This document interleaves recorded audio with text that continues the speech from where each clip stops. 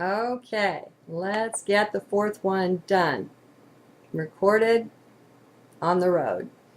This is part 4, being anything but lukewarm, light and dark as one. 8/15/2010, fourth one of that day, Mayan day 3, Alligator. Well, they say the powerful alligator or crocodile Mayan sun sign energy is not attentive to detail, to organization.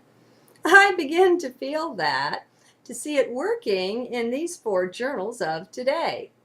Well, this is the 4th one, but why would I expect it to be different? Oh well, one can't know it all, really, so onward then.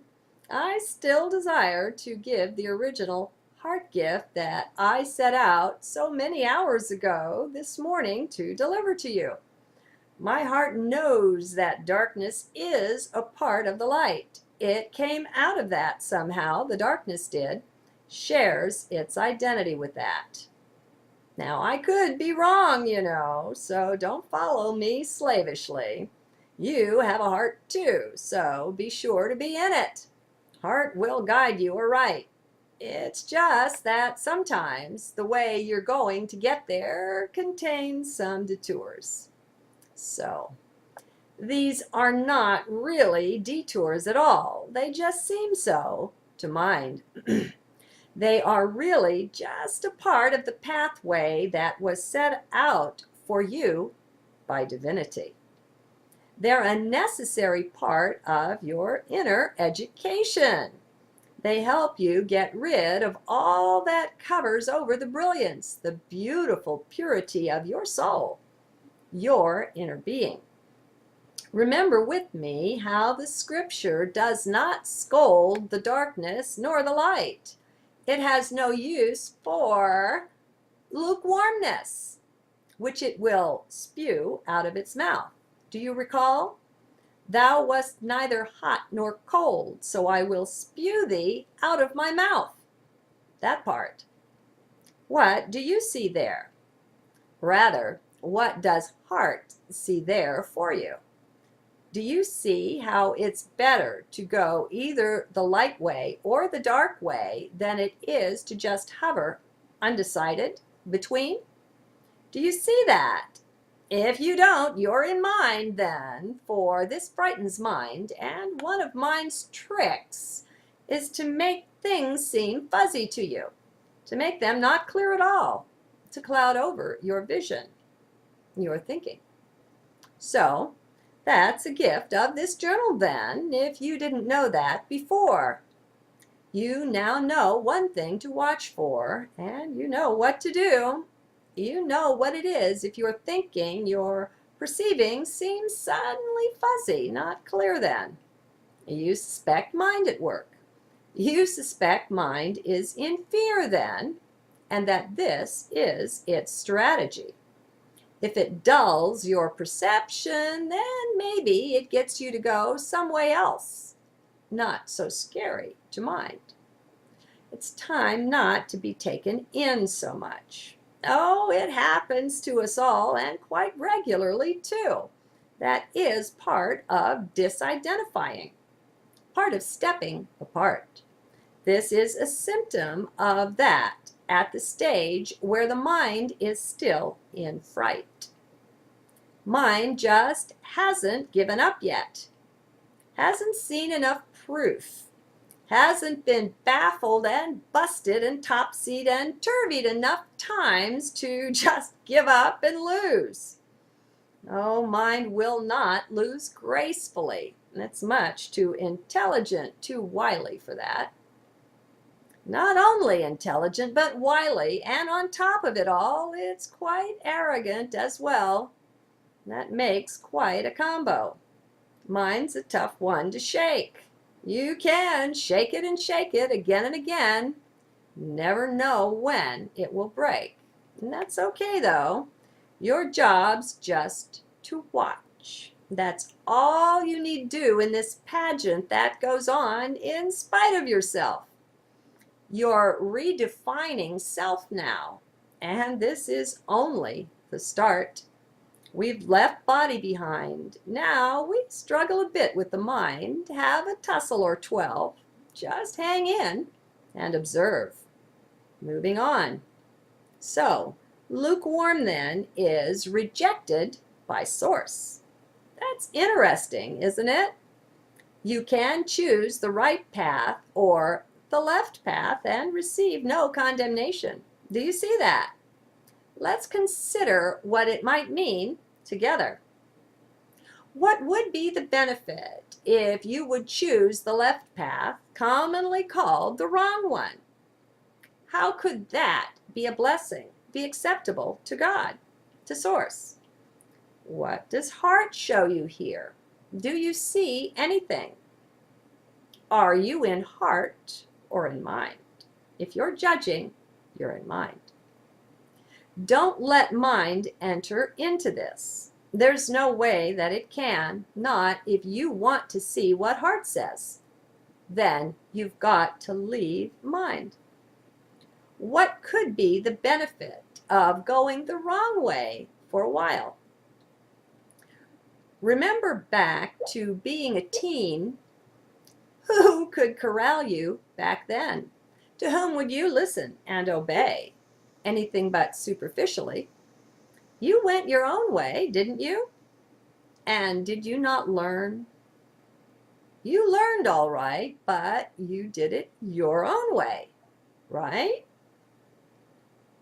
You got beaten up a good bit along the way now, didn't you? We all do.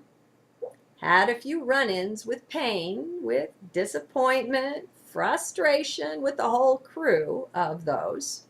Who hasn't spent time there? If you haven't, then you must be an android or a robot or a clone, a soulless one. Okay, now stay in heart, all right? Let's use that 20/20 hindsight and take a good look back. Do you see how you grew, how you benefited from all of that? You did, didn't you? Maybe not in a way that your mom and dad or others, authority figures, would fully appreciate, but you grew right on through that. Now, take a look at yourself. Do you see how you're better for all that? Do you see how it's blessed you? See how it accelerated your growth? No, of course you wouldn't want to go back through that again. You'd likely do it quite differently now, but that's with the benefit of what it gave you now, isn't it? Now you've some wisdom of your own, and by golly, you learned it that way. By going your own way, which was sometimes the left way maybe, not the right way to go, quote unquote. So, you're blessed. Stay out of mind. Mind wants in the worst way to justify itself, its way of looking at, judging, and ruling the life. Each time you let mind in, you get kicked out of heart. Now, that's no big, terrible deal, mind you. You can get quickly back inside. It just takes spotting mind at its slick work whenever it arises.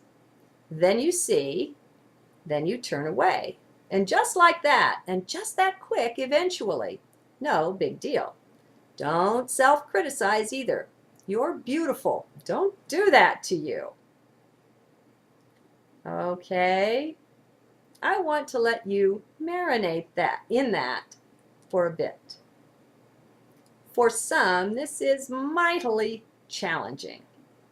Yes, I know there are a number of you that could keep going here. It doesn't hurt at all, though, to let this sink in. Allow yourself your supposedly dark side here. See how the net result is blessing. See how the mind squiggles and squirms so uncomfortably in the presence of this, of that, which it had judged. We've been brought up to be so obedient, to be people pleasers, most likely, at least to conform to the norm our school, our society set out for us. Well, screw that. That is basically what we're saying here, only we're saying it from within heart. So it doesn't quite come out that way, usually. Yes, yes, I know the mantra for mind arose from this heart. Oh well, guilty. Though I did say usually, ho ho. Anyway, it takes some adjusting for some to begin to let it settle in that maybe, just maybe, it's okay to be bad sometimes. That's rather a novel idea to the more structured minds. So just be with that and be observing. Watch how very uncomfortable mind is in the presence of this new awareness. You'll likely catch it at all kinds of tricks, trying to get its sway back over you, trying to bring you back into line with all of its neat little rules and such. Well, just observe, that's all. See you next time, part 5. You'd think maybe I'd give up on that original sharing I wanted to do, but no, with each journal that goes where it goes, I keep thinking, one more time. Maybe in the next one it will come through. Oh well, this is an adventure for me too, you know. I don't know what the heck I'm doing, just in case you think I do. Ha! No, you haven't done enough self-definition or undefining yet on your own I, if you think that. So, see you next time, whenever that is.